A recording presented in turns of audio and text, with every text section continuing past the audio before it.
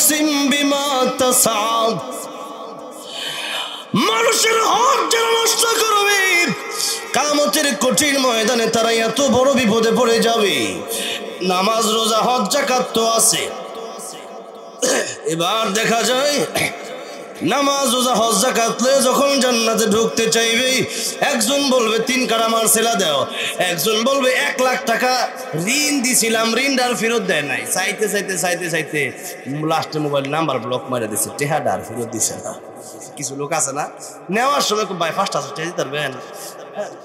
ঋণ দেওয়া কিন্তু দান করার চেয়ে বেশি সওয়াব।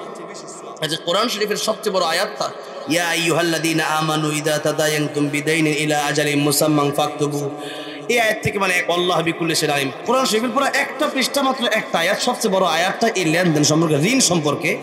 তো এখন দেখা গেছে যে লেনদেন সম্পর্কে আপনি টাকা পয়সা দিলেন, দেওয়ার পরে 1 মাস 2 মাস 1 বছর চলে যায়, অনেকে টাকাটা দেয়ও না, আবার চাইতে গেলে খারাপ ব্যবহার করে, এমন লোক আছে না?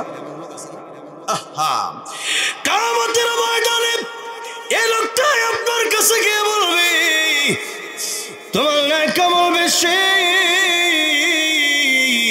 আজকে আমার নেক আমল কম, ঠিক আছে, কিন্তু তোমার কাছে আমি পাওনা 1 লক্ষ টাকা।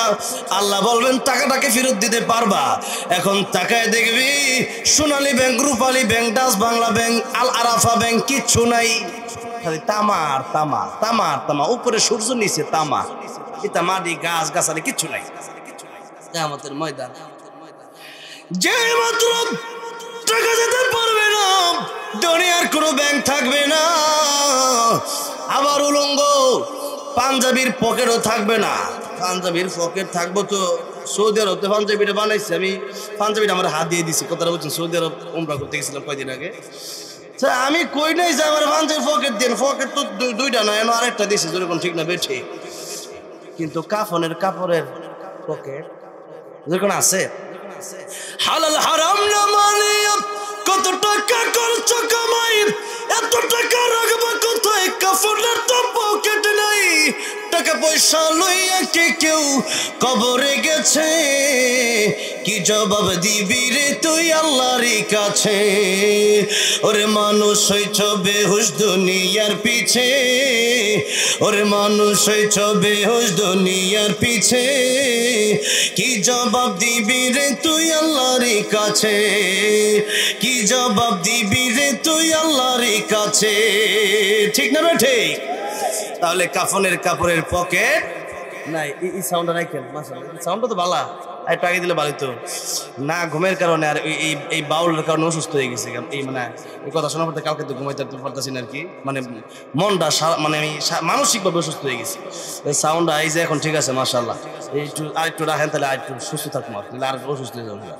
তো যাই হোক, কিয়ামতের ময়দান একদিন কায়েম হবে, তো দেখা যাবে যে সেই দিন যারা মানুষের হক নষ্ট করছে, মানুষের হকটা কিন্তু অনেক বড় ব্যাপার।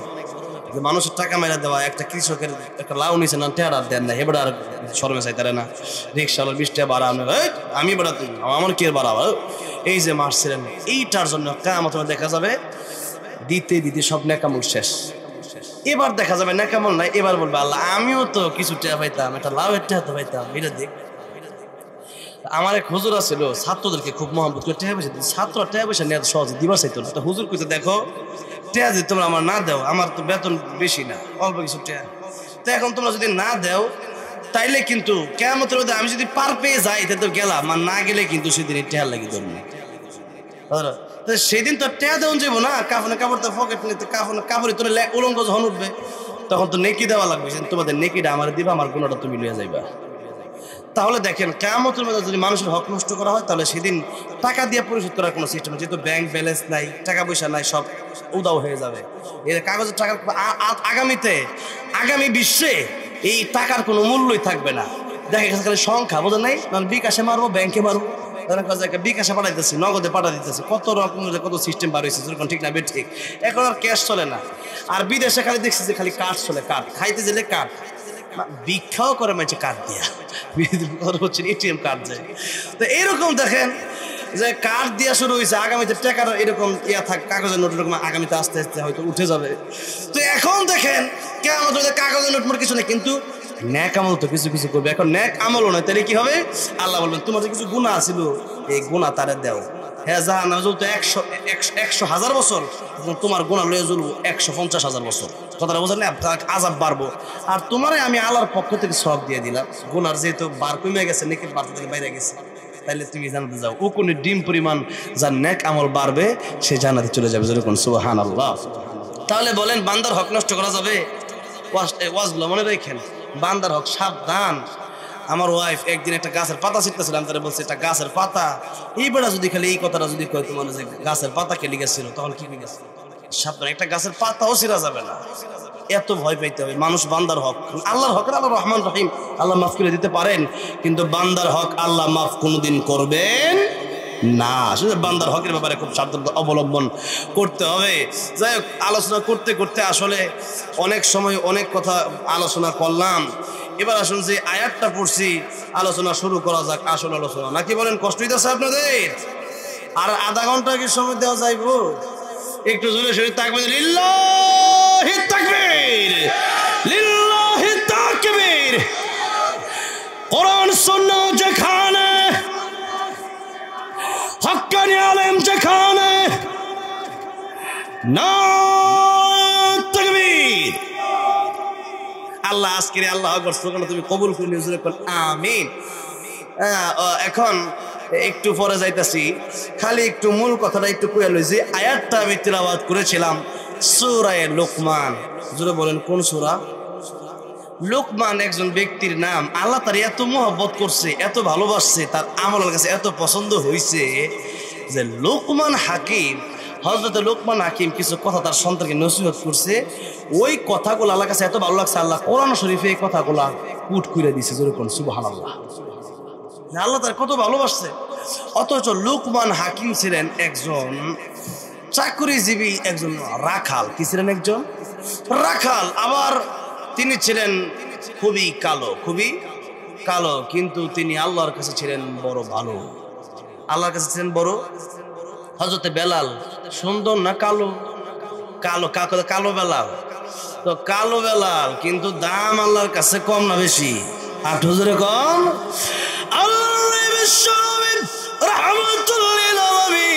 মেরাজের রজনীতে যখন জান্নাতের ভিতরে প্রবেশ করলেন, আল্লাহর নবী তিনি শুনতে পাচ্ছেন কার যেন টক টক হাঁটার আওয়াজ শোনা যায়। আল্লাহর নবী বলেন, জিবরাইল, কার হাঁটার আওয়াজ শোনা যায়? জিবরাইল আমিন বলেন, ইয়া রাসূলুল্লাহ, ইয়া হাবিবাল্লাহ, আপনার সাহাবী হযরত বেলাল রাদিয়াল্লাহু আনহু জমিনে হাঁটে, তার হাঁটার আওয়াজ আল্লাহর তরি জান্নাতের ভিতরে এসে পৌঁছে যায়। আল্লাহু আকবার। হযরত বেলাল হাঁটে জমিনে, তার হাঁটার আওয়াজ জান্নাতে চলে যায়। সম্মানটা আল্লাহ কম দিছে না বেশি দিছে? মালাকুল মউত যখন আসে, বেলাল তোমারে আল্লাহ সালাম জানাইছে। জোরে কোন সুবহানাল্লাহ। বেলাল না আল্লাহ সালাম জানাইছে। কি মুহাব্বত আল্লাহরে বেলাল, মানে বেলালে আল্লাহ করে যে আল্লাহ মৃত্যুর সময় বেলালকে সালাম দেয়। তো ওই মৃত্যুর সময় ঘটনা ঘটছে, সেগুলো আজকে সম্ভব না। তো এবার দেখেন, হযরত বেলাল রাদিয়াল্লাহু আনহু কালো, কিন্তু তিনি আল্লাহর কাছে বড় ভালো। আল্লাহর কাছে তিনি বড় ভালো। তাই আল্লাহ রাব্বুল আলামিন সূরা হুজুরাতের ভিতরে বলেছেন, ও পৃথিবীর মানুষেরা, কালো আর ধলার মাধ্যমে আমি আল্লাহর কাছে দামি হওয়া যাবে না। দুনিয়ার গরিব হওয়ার মাধ্যমে আমি আল্লাহর কাছে দামি হওয়া যাবে না। লম্বা আর খাটো হওয়ার মাধ্যমে আমি আল্লাহর কাছে দামি হওয়া যাবে না। মোটার চিকন হওয়ার মাধ্যমে আমি আল্লাহর কাছে দামি হওয়া যাবে না। নেতার পূজা আমি আল্লাহর কাছে দামি হওয়া যাবে না। আমি আল্লাহর কাছে যদি দামি হতে হয়, ইন্না আকরামাকুম ইনদাল্লাহি আতকাকুম, যার অন্তরে আল্লাহর ভয় যত বেশি, তার দাম আল্লাহর কাছে তত বেশি। জোরে করো সুবহানাল্লাহ। যার অন্তরে আল্লাহর ভয় যত বেশি, তার দাম আল্লাহর কাছে তত বেশি। তাই তো আল্লাহ বলেছেন, ইত্তাকুল্লাহ, হে মানুষ তোমরা আল্লাহকে ভয় করো, হে ঈমানদার তোমরা আল্লাহকে ভয় করো। আল্লাহকে ভয় করলে দেখা গেছে র্যাব, আর্মি, পুলিশ, বিডিআর যা কিছু আছে, মনে করেন যে এগুলার প্রয়োজন নাই যদি কেউ আল্লাহরে ভয় করে। যেমন চুরি করতে যাবে, এখন চুরি করতে গেলে যদি এই চিন্তা হয়, র্যাব, আর্মি, পুলিশ আছে, এখন চুরি চিন্তা করবে যে যেদিকে র্যাব, পুলিশ, আর্মি আছে ওইদিকে চুরি করবো না, অন্য জায়গায় করবো, কারণ পুলিশ র্যাব যেদিকে না সেদিকে করবো। তাহলে এই লোকটা দেখা গেছে যে চুরি করতে পারে, কিন্তু এই লোকটার মনে যদি এতটুকু থাকে যে আমাদের দুনিয়ার কেউ দেখে না, আমার চুরিটা কেউ দেখবে না, কিন্তু আমার আল্লাহ অবশ্যই আমার দেখতেছেন এবং এই চুরির কারণে আমাকে জাহান্নামের আগুনে জ্বলতে হবে। এই জাহান্নামের আগুনের ভয়াবহতা কত বেশি! এই জাহান্নামের আগুন কলিজা শুদ্ধ পড়ে যাবে, সারখার হয়ে যাবে, লা ইয়ামুতু ফিহা ওয়া লা ইয়াহইয়া।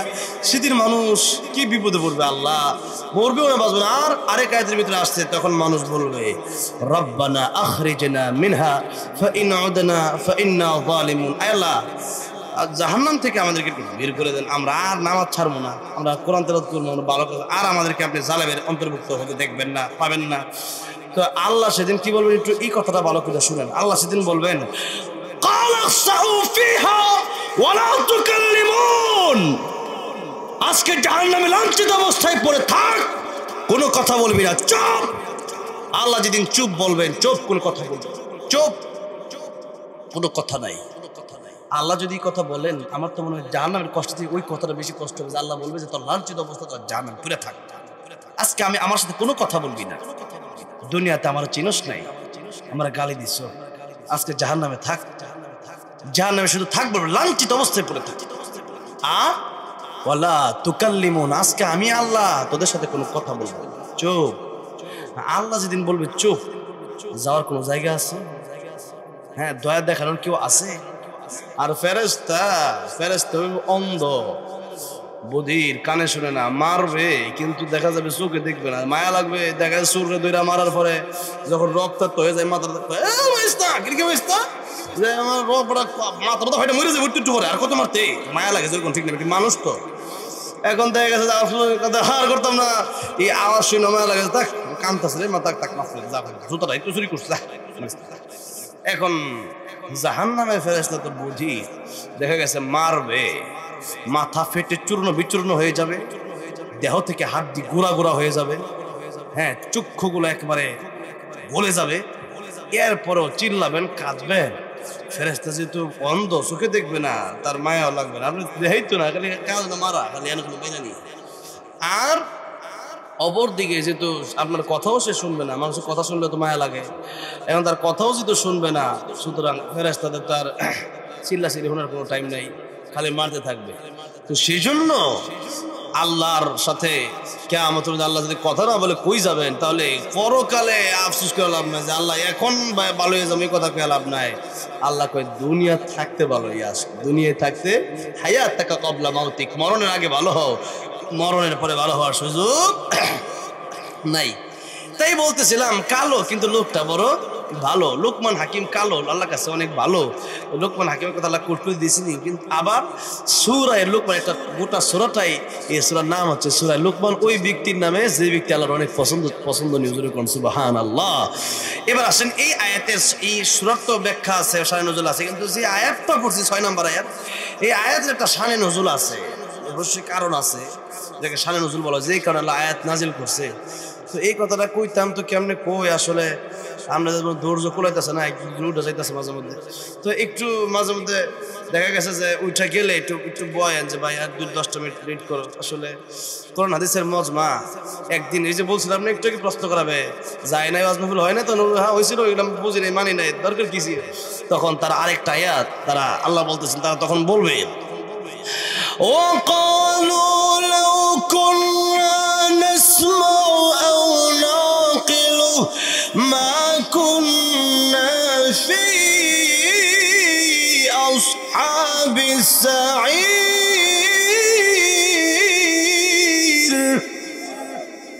তখন জাহান্নামীরা বলবে, যদি ওই দিন যে হুজুর যে কথাগুলো বলছিল এগুলো যদি শুনতাম, মনোযোগ দিয়ে আমল করতাম, যদি অনুধাবন করতাম, না আকিলু অনুধাবন করতাম, মা কুন্না ফি আসহাবিস সাইর, তাহলে আজকে জাহান্নামে আসা লাগতো না। সেদিন আফসোস করবে। আর আল্লাহ তো বলবেন যে চুপ করে কথা বলবি না, তখন মানুষ শয়তান রেখে, এই শয়তান তোর কারণে জাহান্নামে আইলাম, তুই বলছো গান বাজনা করতে করছি, তুই বলছো যে জিনা করতে করছি, তুই বসে সুদ খেতে খাইছি, এখন তুই বাঁচা। শয়তান কইব ইন্নাল্লাহা ওয়া'দাকুম ওয়া'দাল হক, কোরআন শরীফের আয়াত। শয়তান বলবে যে আল্লাহর ওয়াদাই সত্য ছিল, আল্লাহ যা বলছিল তো দলিল ভিত্তিক ছিল, আমি কইছি গান বাজনা করো, কোনো দলিল নাই, মাইনা লইছো, আর আল্লাহ যে কইছে গান বাজনা কইরো না, করলে কিন্তু উলাইকা লাহুম আযাবুম মুহিন। তোমাদেরকে দেখা গেছে যে তোমাদেরকে জাহান্নামে আসা লাগবে, জাহান্নামের অপমানজনক শাস্তি তোমাদেরকে দেওয়া হবে। এরপরে দলিল ভিত্তিক কোরআন শুনছো, হাদিস শুনছো, এরপরেও মানো নাই। আমারটা মানছো দলিল ছাড়া, আর আল্লাহর কোরআনের দলিল ছিল, সুন্নাহ নবীর হাদিসের দলিল ছিল, এরপরেও মানো নাই। আল্লাহটাই সত্য ছিল। এখন তুমিও জানো, আমিও জানো, তোমার তো কথা আমার শোনার সময় নেই। কথা বলে শয়তানের উত্তর কথা শোনার সময় নেই। মানজুত কি আমার আল্লাহ মানলেন না খেলি গিয়া। তাহলে দেখেন কিয়ামতের মধ্যে শয়তান দেখা গেছে আমার কোনো উপকার তো আসবেই না। শয়তানও বলবে যে ইন্নাল্লাহা ওয়াদাকুম ওয়াদাল হক, আল্লাহর যে ওয়াদা ছিল আর যে কথা ছিল, আল্লাহর যে যা বলা ছিল কোরআনে এটাই সত্য ছিল, তোমরা মানো নাই। তোমরা হুজুরের কথাটা রে একবার এটা সাধারণ মনে করছি, হুজুর কইলে কি মানলে কি, আমি না মানলেই কি। এখন আপনি যদি না মানেন তাহলে বিপদে আমি পড়বো না, আপনি নিজে পড়বেন, নিজেই বিপদে পাওয়া লাগবে। ঠিক না ঠিক? তাহলে আসল গান বাজনা এই যে একখানা আয়াতে কারিমা, এটা আল্লাহ পাক কেন নাজিল করছেন? বিশেষ করে এটা তো গান বাজনার কারণে নাজিল করা হয়েছে, গান বাজনার বিরুদ্ধে। বিশেষ করে আয়াতের শানে নজুলটা একটু শুনে লাই, এরপরে একটু সামনের দিকে গিয়ে আলোচনা শেষ করে দেবো ইনশাল্লাহ। আর কিছু দায়িত্ব আমার আছে আজকে, সেই দুটো দায়িত্বটাও তো পালন করা দরকার। এত কষ্ট করে মা এই আয়োজন করছে ওলামায়ে কেরাম। তাহলে একটু আসুন, যখন আল্লাহ নবী বিশ্বনবী শানে নজুল বলা হচ্ছে আয়াতের, আল্লাহ নবী বিশ্বনবী রাহমাতুল লিল আলামিন যখন কোরআন তেলাওয়াত করে, কোরআন শরীফ তেলাওয়াতে প্রত্যেকটা আয়াতে আয়াতে মিল আছে না? কত মজা! এক একজন কারি সাহেব পরে এক এক রকম মজা লাগে, যেরকম ঠিক না ঠিক? এবারে কয়েকদিন আগে বিদেশ থেকে অনেক কারি সাহেবরা আসছিল, এক একজনের তেলাওয়াত নিয়ে এক এক রকম মজা, যেরকম ঠিক না ঠিক? হ্যাঁ, আমিও গেছিলাম সেখানে। তো যাই হোক, কারি আব্দুল বাসাত তার তেলাওয়াতে একরকম মজা, আবার শেখ আব্দুর রহমান সুদাইসি ওনার তেলাওয়াতে আরেক রকম মজা, আবার শেখ আইয়ুব ওনার তেলাওয়াতে আরেক রকম মজা, আবার দেখা গেছে যে শেখ আহমেদ তালেব মদিনার ইমাম ওনার তেলাওয়াতি আরেক রকম মজা, আবার শেখ সুরাই ওনার তেলাওয়াতি আরেক রকম মজা। তো এক একজন তেলাওয়াতের এক এক রকম আর কি মজা। তো দেখা গেছে যে আল্লাহর কোরআন শরীফ যখন বিশ্বনবী রাহমাতুল লিল আলামিন তেলাওয়াত করতেন, মজাটা কম লাগতো না বেশি লাগতো? কাফের বিমানে কয় মুহাম্মদ মন্ত্র পড়ে, এর কাছে যাইও না, তোমরা মন্ত্র শুনে পাগল হয়ে যাবে। মাইন্ডসে কওয়া যায় এই বালা লোক যার চরিত্র এত সুন্দর, 40টা বছর জীবনে একটা মিথ্যা কথা বলে নাই, এই লোকটা পাগল হয়ে গেছে, দেখে আসে, কথাটা বোঝেন নাই? আর মন্ত্র যে পরে মন্ত্র তখন কি যে কয় তখন মিলছিল নাই গিয়া। যেই মন্ত্র বিশ্ব নবী রাহমাতুল লিল আলামিন কোরআন তেলাওয়াত করেন, কাফের বেঈমানেরা কোরআনের বিরোধিতার দিনে করে, দিনে মজমা কইরা কয় কোরআনের কাছে যাইও না, আর রাতের বেলা আবু জাহেল নিজেই কোরআন তেলাওয়াত শোনার জন্য দৌড়াইয়া যায়। আল্লাহু আকবার। এমনভাবে দেখা যায় ওই সময়ের কাফের বেঈমান গুলো আল্লাহর নবীর কাছে যখন এসে দেখে নবী কি যেন তেলাওয়াত করে, তারা তো বলেছিল মঞ্চের মধ্যে মিল নাই, কিন্তু আল্লাহর কোরআন শরীফে মিল আছে না নাই? প্রত্যেক আয়াতে মিল আছে না? والشمس وضحاها والقمر إذا تلاها والنهار إذا جلاها والليل إذا يغشاها والسماء وما بناها والأرض وما طحاها ونفس وما سواها فألهمها فجورها وتقواها قد أفلح من زكاها وقد خاب من دساها كذبت ثمود بطغواها إذ انبعث أشقاها فقال لهم رسول الله ناقة الله وسقياها فكذبوه فعقروها فدمدم عليهم ربهم بذنبهم فسواها ولا يخاف عقباها جرب الله أكبر শেষে খালি হা হা মিল আছে না নাই? ওয়ান্নাজমি ইদা হাওয়া মা দাল্লা সাহিবুকুম ওয়া মা গাওয়া ওয়া মা ইয়ানতিকু আনিল হাওয়া, খালি হাওয়া গাওয়া মিল আছে না নাই?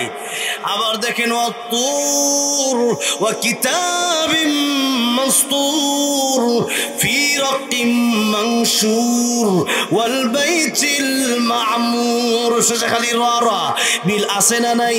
আর রহমান আল্লামাল কুরআন খালাকাল ইনসান আল্লামাহুল বায়ান الشمس والقمر بحسبان والنجم والشجر يسجدان والسماء رفعها ووضع الميزان ألا تطغوا في الميزان وأقيموا الوزن بالقسط ولا تخسروا الميزان ششخل النون أرنون ملا سناني قل هو الله أحد الله الصمد لم يلد ولم يولد ولم يكن له كفوا أحد ششخل دالر قلقل ملا سناني قل أعوذ برب الناس ملك الناس إله الناس من شر الوسواس الخناس الذي يوسوس في صدور الناس من الجنة والناس এই ছয়টাতে শেষে খালি নাস নাস নাস নাস নাস নাস নীল আছে না নাই যাই মাত্র কাফির বেঈমান দেখলো আল্লাহর নবী কোরআন তেলাওয়াত করে আর আল্লাহ চ্যালেঞ্জ করে দিয়েছেন যদি তোমরা পারো এমন একটা সূরা বানায় আমারে দেখাও কেউ বানাইতে পারে না আর মন্ত্রে কোনো মিল নাই আল্লাহর কোরআনের প্রত্যেকটা আয়াত কত সুন্দর ছন্দে ছন্দে মিল আর এমন এমন কথা জীবনে কোনোদিন আমরা শুনি নাই নবীর উস্তাদ তো দুনিয়ার কোনো মানুষ হতে পারেন না নবীর উস্তাদ তো স্বয়ং আল্লাহ হবেন যার কারণে দুনিয়ার কোনো নবী দুনিয়ার কোনো মানুষের কাছ থেকে পড়াশোনা করেন না বরং আল্লাহ সরাসরি তাদের উস্তাদ হয় কিন্তু গোলাম আহমদ কাদিয়ানি মেট্রিক পরীক্ষায় 3 বার ফেল মারছে ফেল মারুক আর ফাঁস মারুক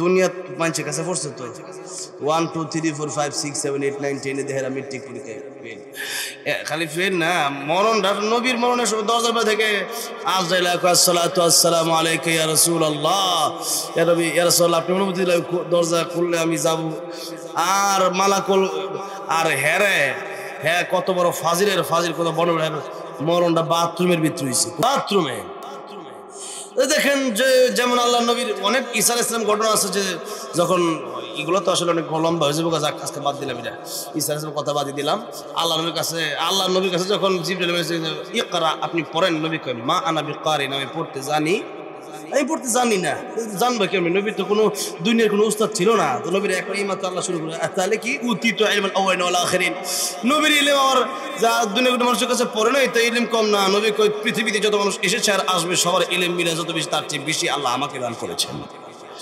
তাহলে গোলাম আহমদ কাদিয়ানী যে বন্ড ছিল এতে কোনো সন্দেহ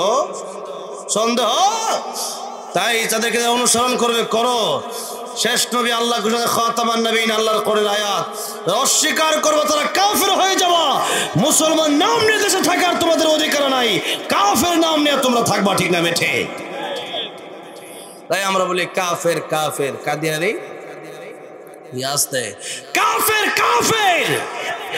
কাদিয়ানী কাফের নবীর পরে নবী নাই এখানে হুজুরের সামনে কোন সংসদে আইন চাই নবীর পরে নবী নাই কাফের কাফের কাফের আঙুল হুজুর এত বড় খতমে নবুয়ত অনুসারে এত কিছু করা লাগবো কত কেউ হিন্দু আছে বুঝতে হ্যাঁ করে তুলে এত ফরজ গেলে হলে ফরজ গেলে কারণ হইলো সাধারণ মুসলমানদেরকে এরা বুঝাইয়া বা সাধারণ সরল সোজা মুমিনদেরকে বুঝাইয়া তারা কয় যে কাঁদেনি পরের নবী এগুলা বুঝাইয়া আমাদের মুসলমানদের ঈমান নষ্ট করতেছে আল্লাহর কসম করে বলি হক্কানি আলেমরা এই দেশে জীবিত থাকতে তাওহীদের জনগণ দেশে জীবিত থাকতে কাদেরী ফাদে সারা বাংলাদেশের আপমর জনতারা সাধারণ মুসলমানরা পড়ে যাক আমরা একটা সেকেন্ডের জন্য এরকম চাই না যেরকম ঠিক না বেঠে ঈমান ধ্বংস করবে আমার ভাইয়ের ঈমান ধ্বংস করবে আমার বোনের ঈমান ধ্বংস করবে আর আমি চুপ করে দেখবো তা হতে পারে না তাহলে যাই হোক অনেক লম্বা চূড়া কথা যেই কথা বলতেছিলাম যে আল্লাহর নবী রাহমাতুল লিল আলামিন যখন পড়ে তখন তো এলাকার লোক তো জানতো যে নবীর উস্তাদ কেউ ছিল না কিন্তু এত সুন্দর আয়াত অবশ্যই আল্লাহর পক্ষ থেকে আসছে এটা বোঝার বাকি নাই আল্লাহর নবী বিশ্বনবী রাহমাতুল লিল আলামিন ওনার তো চেহারা মোবারক এমনি বড় সুন্দর ছিল আম্মা জান আয়েশা বলেন তোমাদের দুনিয়ার সূর্য ওঠে সকালে, আর আমার ঘরে সূর্য উদয় হয় আশারের পরে। আল্লাহু আকবার। সেই নবী রাহমাতুল লিল আলামিন চেহারা মোবারক এত সুন্দর, আবার তেলাওয়াত বড় সুন্দর। নবীর তেলাওয়াত আল্লাহ জান্নাতে আমাদেরকে শোনাবে ইনশাআল্লাহ। জান্নাতে নবীর তেলাওয়াত করে শোনাইবো। আর যেই মাত্র আল্লাহর নবী বিশ্ব নবী রাহমাতুল লিল আলামিন তিলাওয়াত করে, কাফির বেঈমানরা আল্লাহর নবীর কোরআন তেলাওয়াত শুনে পাগল হয়ে যায়। আল্লাহর নবীর কোরআন তেলাওয়াত শুনে আল্লাহর নবীর কাছে এসে বলে, ইয়া রাসূলুল্লাহ, ইয়া হাবিবাল্লাহ, এতদিন অন্যায়ের পথে ছিলাম, ভুল পথে ছিলাম, ভুল করতে চাই না, আমাদেরকে আপনি পড়ে দেন লা ইলাহা ইল্লাল্লাহু মুহাম্মাদুর রাসূলুল্লাহ সাল্লাল্লাহু আলাইহি সাল্লাম। কারিগর মুসলমান হয়ে যায়। এমনি নজর ইবনে হারেসের মাথা গরম হয়ে গেছে। কার মাথা গরম হয়ে গেছে? নজর ইবনে হারেস, যাকে কেন্দ্র করে সূরা লুকমানের 6 নম্বর আয়াত আল্লাহ নাজিল করছে, সেই তার নাম হলো নজর ইবনে হারেস। তার নামটা কি? আজকে আর বেশি কথা কইতাম না, কারণ যে আমিও সুস্থ, আর দেখা গেছে যে মানে কষ্ট দিতেছে, আর কিছু দায়িত্ব আছে, সেই জন্য খালি এতটুকু বলে দিচ্ছি। যেই মাত্র নজর ইবনে হারেসের মাথা গরম হয়ে গেছে। নজর ইবনে হারেস সে আন্তর্জাতিক মানের ব্যবসায়ী ছিল, অনেক বড় ব্যবসায়ী, আবার কাফেরের লিডার ছিল। তো নজর ইবনে হারেস ইরান থেকে নায়িকা গায়িকা বারা কইরাই না কনসার্ট ডিজে গানের আয়োজন করছে। কি গান আয়োজন করছে? ডিজে গান, এই যে গান বাজনা হয় আয়োজন, ওই নজর ইবনে হারেস করছে। নজর ইবনে হারেস কেন করলো এটা? যে মুহাম্মদ সাল্লাল্লাহু আলাইহি সাল্লাম কোরআন তেলাওয়াত করে, তার কোরআন তেলাওয়াত শুনে তো মানুষ ওইদিকে ঝুঁকে যাইতেছে, মুসলমান হয়ে যাচ্ছে। এখান থেকে ফেরানোর জন্য কি করতে পারি? ইরান থেকে তখন ওই সময়, এখন আমাদের সাথে ইরান থেকে কারি সাহেব আসছে না, ইরান থেকে কারি আসছিল, একটা কারি আসছিল, ছোট কারি মোহাম্মদ রাজা পুর সাফার, আমার সাথে একসাথে কারি তেলাওয়াত করছিলাম। কি সুন্দর তেলাওয়াত করে। হ্যাঁ, তো এরকম দেখা গেছে যে বিদেশ থেকে যেরকম কারি সাহেব আমরা আনছি, তো হ্যাঁ লয়ে গেছে হইলো নর্তকী, কথাটা বলছেন, গানও গায় আবার ড্যান্সও মারে, বলছেন কমর দোলায়। তো এখন না রূপবানে নাচে, কমর দোলায় আছে, নাচ আবার গানও গা। এইটা লয়েছে নজর ইবনে হারেস। কেন? যে কোরআন থেকে মানুষ বিমুখ হয়ে যেন গানে আসে। তো কিছু লোক সেখানে কাফেররা গেল আর কি, যার কোরআন শুনতেছে, তো এটাও তো মজা ভালোই লাগে। এই যখন গেছে, এমন সময় আল্লাহ রাব্বুল আলামিন সূরা লুকমানের এই 6 নম্বর আয়াতে কেরাম, যেটা আমি আজকে খুতবার সাথে তিলাওয়াত করছি, এবং গান বাজনা হারাম এই কথা উল্লেখ করে আল্লাহ বলেন, ওয়া মিনান নাসি মান ইয়াশতারি লাহওয়াল হাদিস।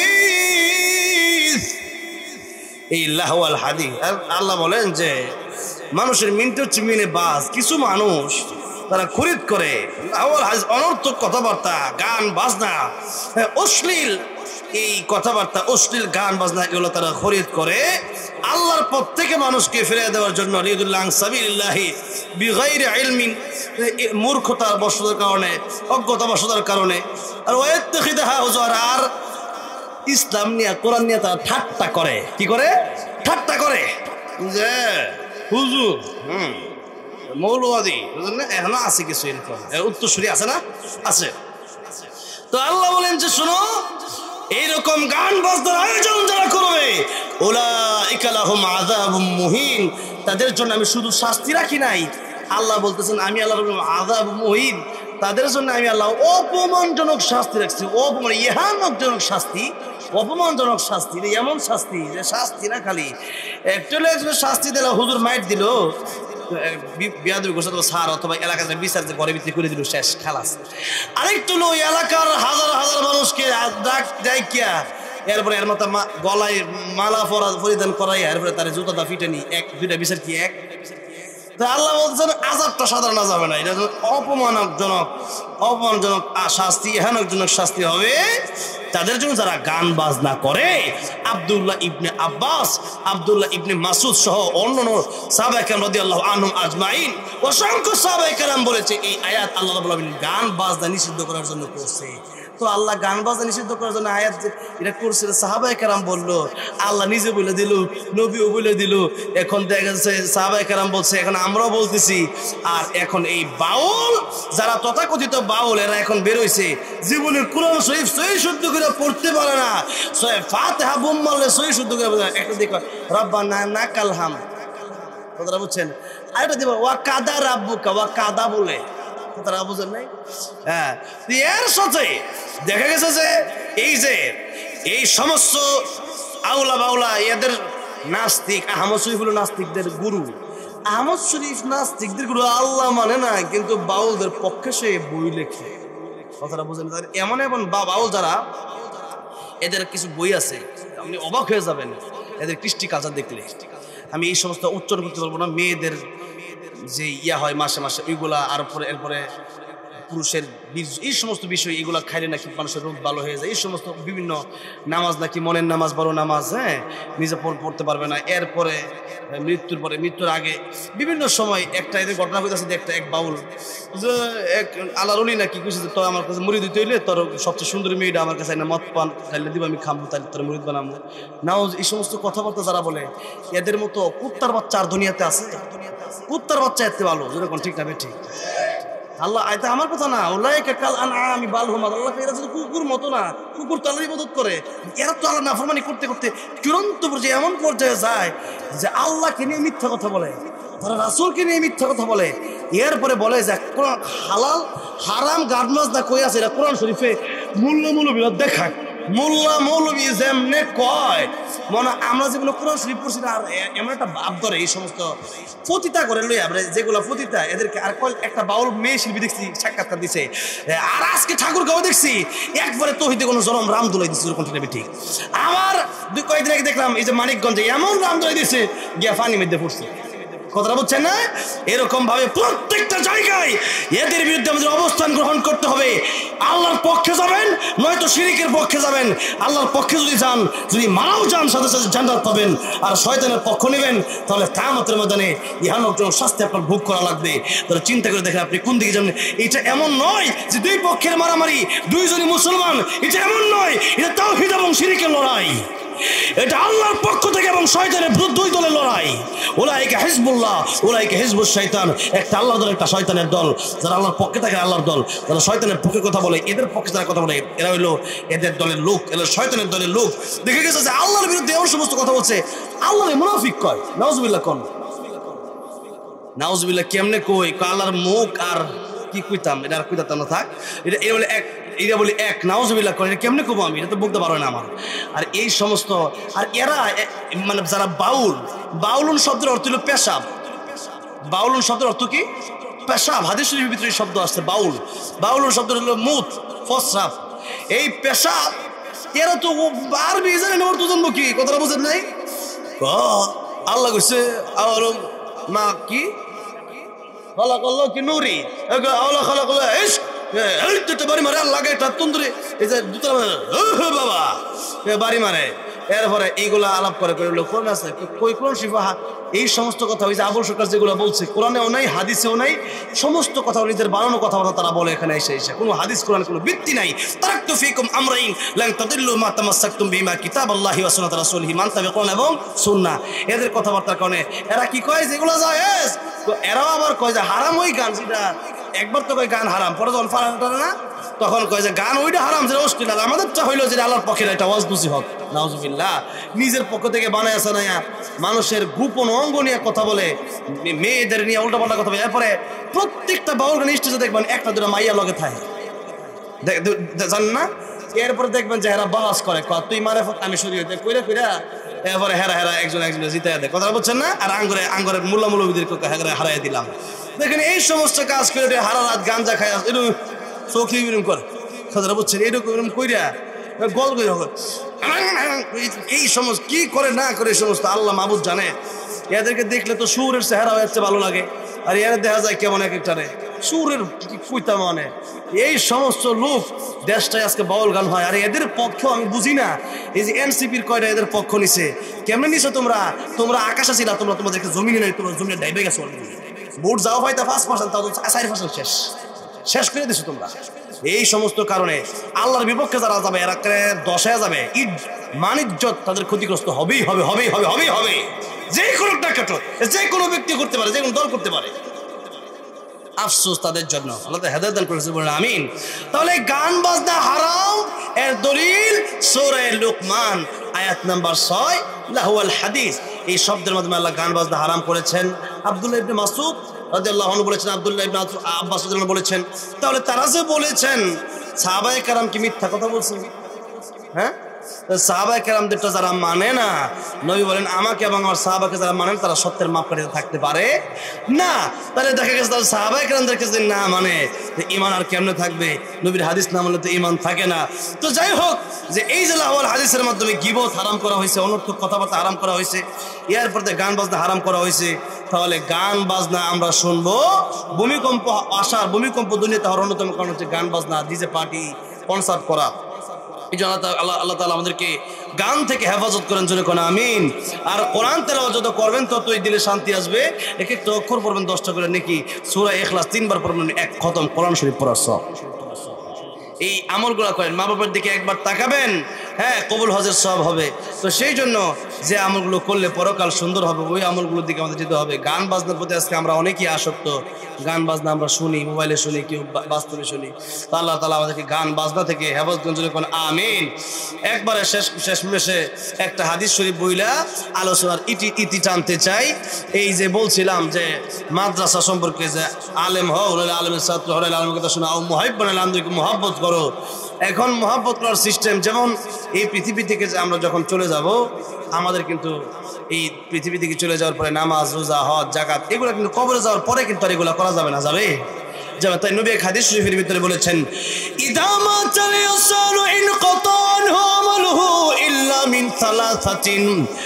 ও পৃথিবীর মানুষ, তোমরা তোমাদের কবরে আসার পরে তোমাদের আমলনামা তোমরা আমল করতে পারো না, তাই আমলনামার সবর হয় না।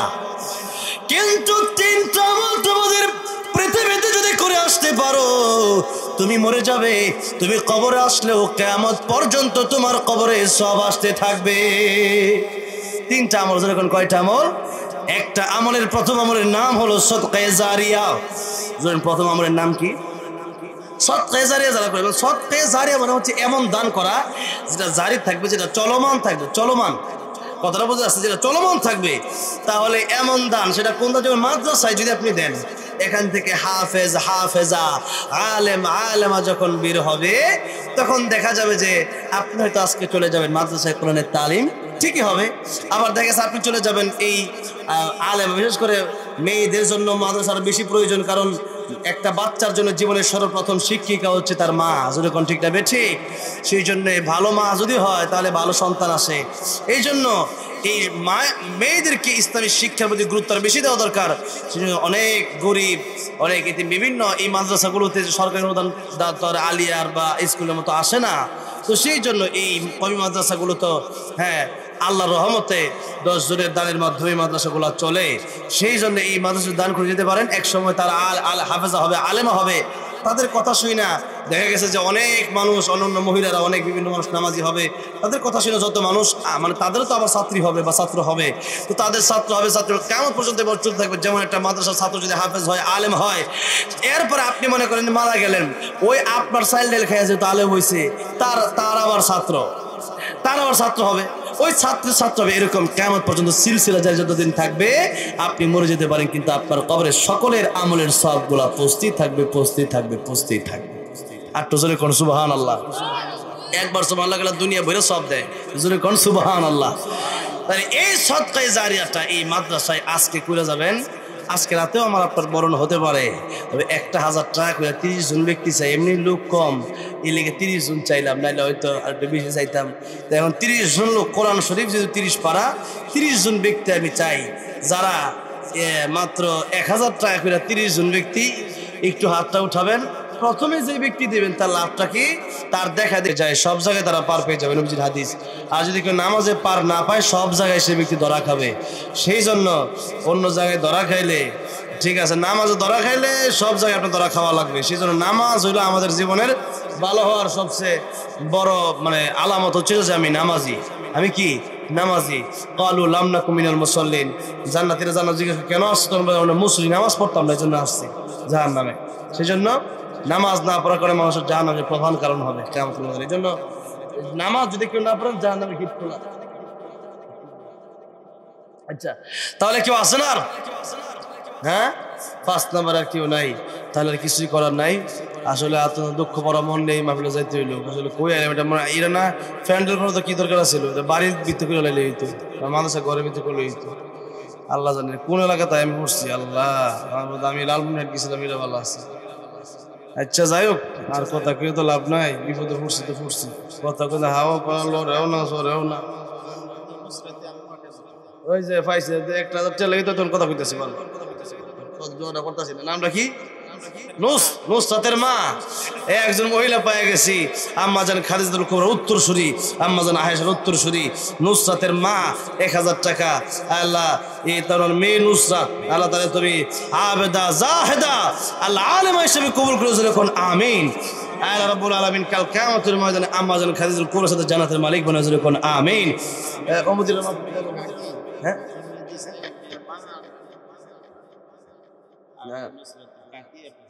নুসরাতের মা যদি আবার কাকিও আরো 1000 জোরে করে মারহাবা।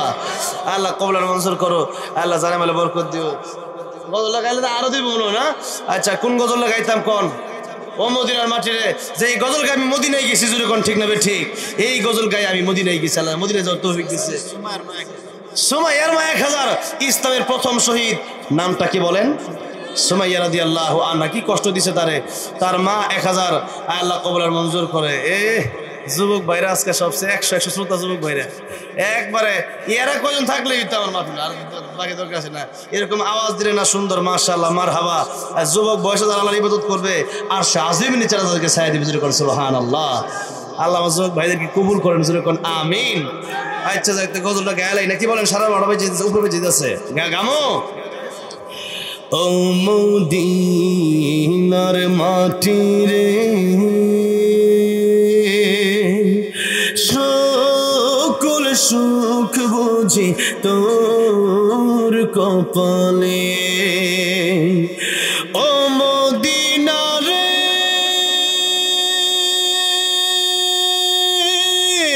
তোর বুকে আমার নবী, যার লাগি পাগল সবই, যার লাগি মা তোর ত্রিভুবন।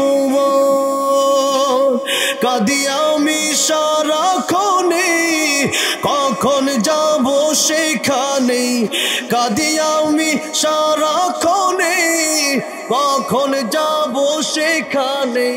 সহে না আর পরাণে। ও মদিনার মাটি রে,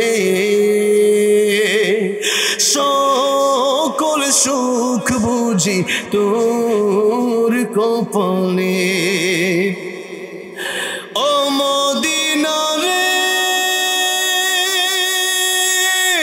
পাখি যদি হতাম আমি, উড়ে উড়ে যেতাম আমি, থাকতো না মনে কোনো যন্ত্রণা। দেহে নাই পাখায় আমার, সাথে নাই টাকায় আমার, কেমনে যাব সেখানে। ও মদিনার মাটি রে, সকল সুখ বুঝি তোর কপালে। ও মদিনার মাটি রে, সকল সুখ বুঝি তোর কপালে। আল্লাহ সবাইকে বারবার মক্কা মদিনা যাওয়ার তৌফিক দান করেন, জোরে বলেন আমিন। মান যারা কবরি, নবী বলেন মান যারা কবরি ওয়াজাবাত লাহু শাফাআত। যে ব্যক্তি আমার কবর জিয়ারত করলো সে ব্যক্তি যদি আমার সুপারিশ ওয়াজিব হয়ে গেল, জোরে বলেন সুবহানাল্লাহ। আর 3 জন ব্যক্তি একটু দোয়ার আগে যদি পাইতাম খুব ভালো হইতো। 3 জন ব্যক্তি যে 1000 টাকা করে, 3 জন ব্যক্তি নবীর প্রেমে, নবীর মোহাব্বত অন্তরে নিয়ে, এত নবীর মোহাব্বত একটা জাঙ্গাল জাঙ্গালের জুনায়েদ সে এক বস্তা মশারির ডাল জোরে করে মারহাবা। আল্লাহ কবুল আর মঞ্জুর করেন। সাহেল তো হাজী আব্দুল মতিন সাহেব এক বস্তা চাউল জোরে করে মারহাবা। আল্লাহ রাব্বুল হাজী আব্দুল মতিন সাহেবের নেখাত বাড়ায় দিও। জাঙ্গালিয়ার শাহ আলম সরকার এক বছর ডাউল, আল্লাহ তুমি কবুল করো। আল্লাহ এই তোমার কোরআনের দ্বীনি মার্কাজকে মহব্বত করার কারণে